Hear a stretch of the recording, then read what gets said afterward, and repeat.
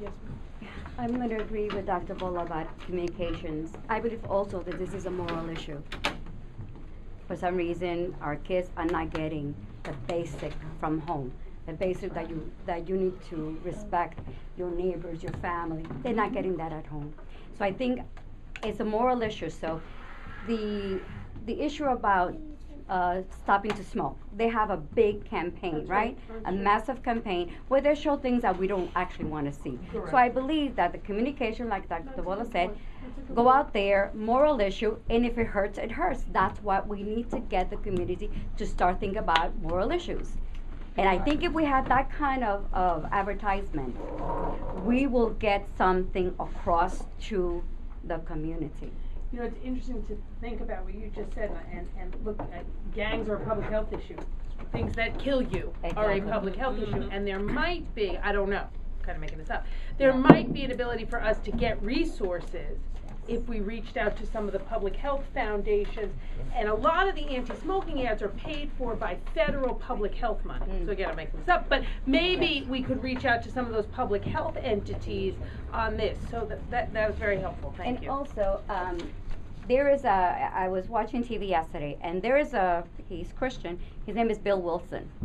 Very famous. He has this big organization called Metro, and it's all over the world. As a matter of fact, they sent for him up in, I think he went to Japan or the Philippines. What he did, what made him famous, you could say, and people are supporting him, he used to take an old bus and used to go to the corners of, when they saw kids hanging out in corners, he will go out to them and say, I have something better than you hanging in that corner. So I believe there has to be an inclusive of the neighborhood. The residents, politicians, district leaders, clergy must be part of this, okay?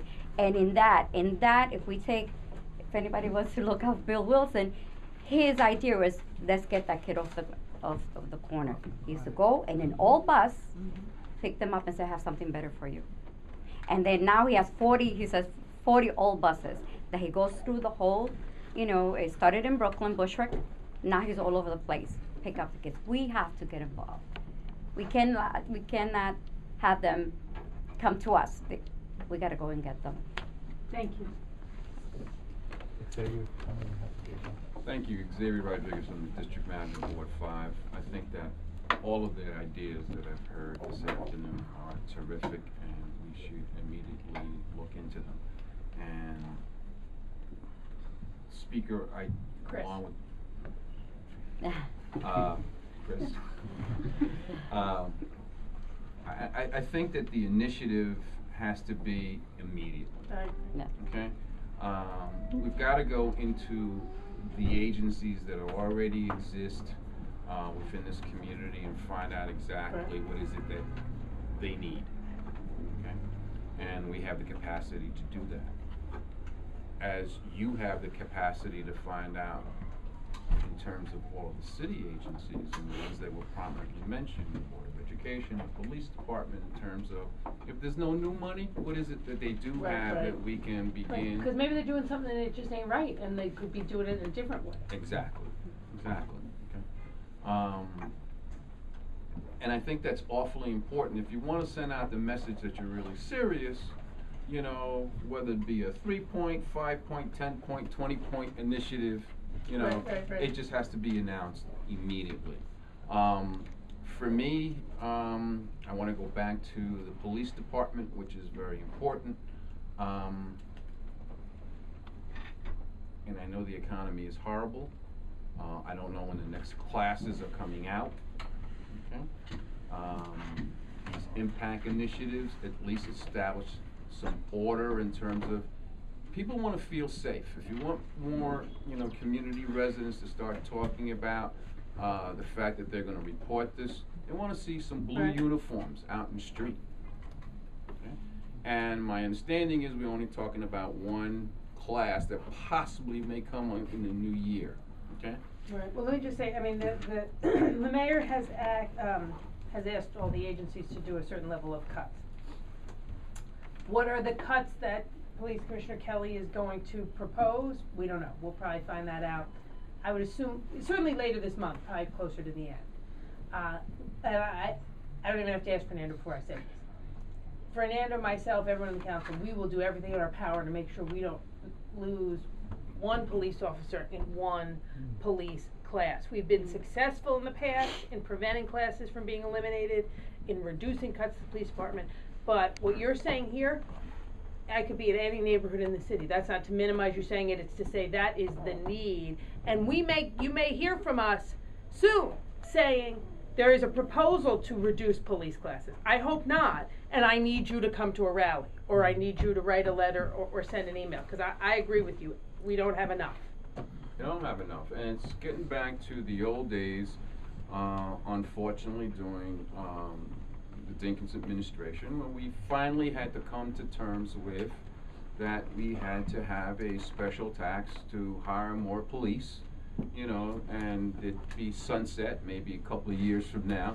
But you need the additional resources. The manpower right now, I think they're about 27,000 on the ground actually patrolling, and they're having a difficult time establishing their police presence.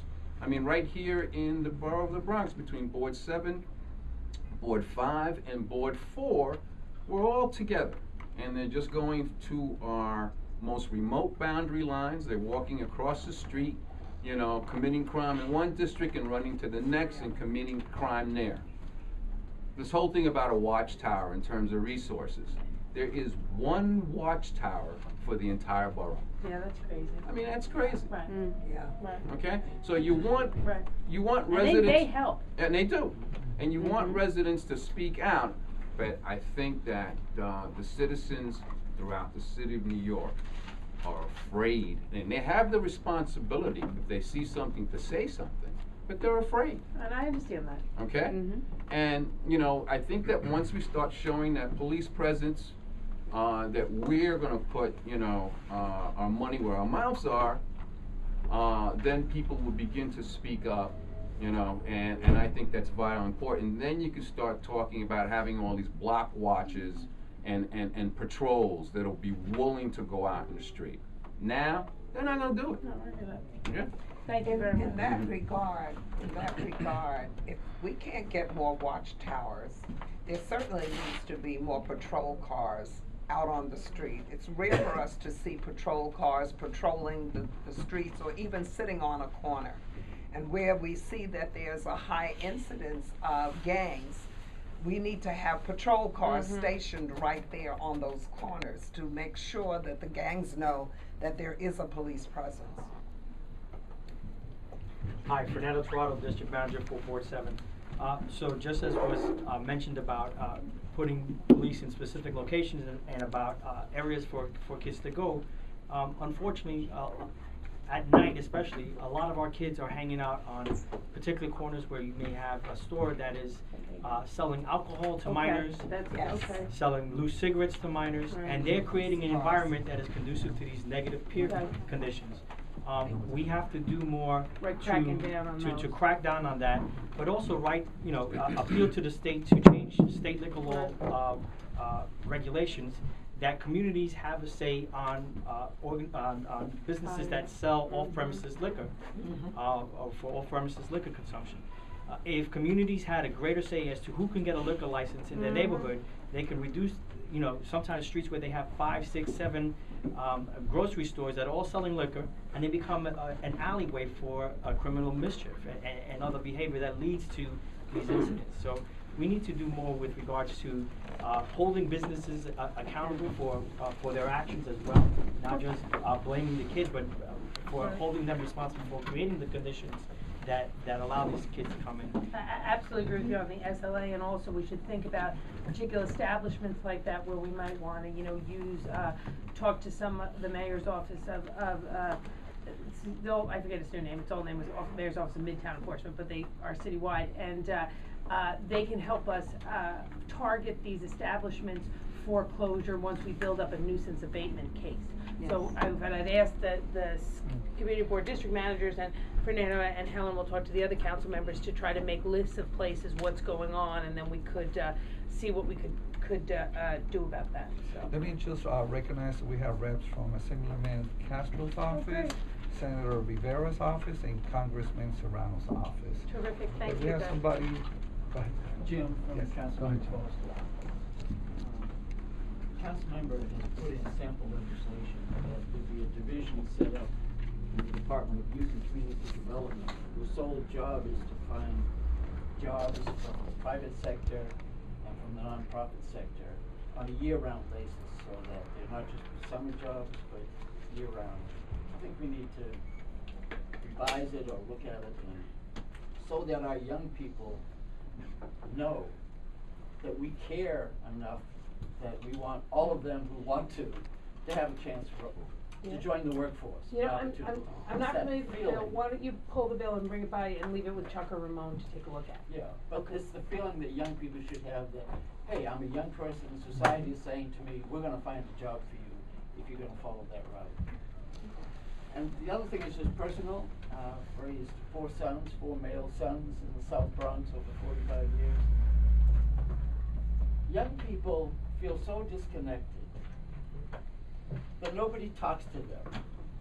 And that's why Reverend Jackson, on the corner of 167th, in front of your church, where there's a gang hanging out, I make it a point to get to know who they are and ask them questions and talk to them. All they're getting is stop and frisk. That's how bad the cultural divide is. They feel so disconnected that all they get is stop and frisk. No, we need to start talking to them personally. We know who the gang members are. We know who the kids are. So we need to do that and then develop programs out of that, like Kips Bay and all the other youth groups with funding resources. Which But Jim, you gotta talk I to people. agree, Yeah. because when we talk about adding more police officers, Right, you have to balance. you definitely have to balance it. Is it gonna be more stop and frisk? Right, Or right. is it gonna be more, harassment of our young Right. people because of how they look and how they dress? Because not everybody who SAGs is a gang member. Correct, Right, yes. somebody's gotta talk to our young people. And not that I agree with that, but I'm just saying. No, right. And you're absolutely right that we do need to talk to them. I think a lot of this is pure, as you stated earlier, economics. I mean, this young 4-year-old was shot over a jacket In front of a homeless shelter. in front of a homeless shelter. And my friends, when we look at the reality of it, it was a jacket. Right. It wasn't a wallet. It was a jacket, which means that somebody didn't have a jacket. In my mind, not that I condone it, No. but we have to look at the reality of what's really going on in our communities. And in our communities, there's a lot of poverty. Community Board 4 is number 1 in a lot of negative areas, and so there's a lot of poverty. There's a lot of need in that community, and city agencies need to talk to each other. Highbridge did a walkthrough on the messages that our young people are getting when they walk down the street. And what they're getting is Newport, Camel, Right. beer, Right. wine, and check cash. Right. There's no bank. There's no quality place to go buy groceries, or no reputable place to be able to have good eating in that community. And so the messages that we send is critical, because we'll put a homeless shelter Right. right across the street from a school, but we won't take the time to see what the messages that our young people are getting, and we wonder why they go where they go and do what they do. Over here, we have a person. Crystal Nieves, Chief of Staff for Assemblyman Castro. Oh, thank you so much for being here, Kristen. I just wanted to mention some things that the Assemblyman is working on, some things that our office has done. It's kind of hard sometimes to do things in the district because he's gone most of the time in Albany, but he does have initiatives, and we are doing some things. I know in conjunction, because with Cabrera, we've been talking about he's putting out the cameras, but there's also I don't know if you guys know, but cameras are they don't have to be registered with the NYPD. And so when a crime happens, we don't know if there was a camera there, we don't know that it's there. And one of the bills that Assemblyman Castro has put forward with Senator Rivera, my colleague, Conchita, Chief of Staff for Senator Rivera, in the Senate and in the Assembly, is a bill to register all cameras in New York State. so that if there is a crime committed, you just need to go into the data, see what cameras are around there, and we can go and request the footage. That's very important, because then we can get us capture. serial numbers on that so we could maybe work on a resolution? Yes, I can get that to you A couple years guys. ago, there was a rape on my block, and I told the police that my apartment building had cameras, and they, you know, they didn't know that, so that's a good common sense idea. That's a big law that we hope to, we're hoping to work with the NYPD to get support from the NYPD for that. Another thing, you know, as many of you guys know, we were able to secure the summer youth employment. I know he was talking about youth. We were able to secure that in the budget last year, and I know they're gonna be fighting hard this year for the same thing.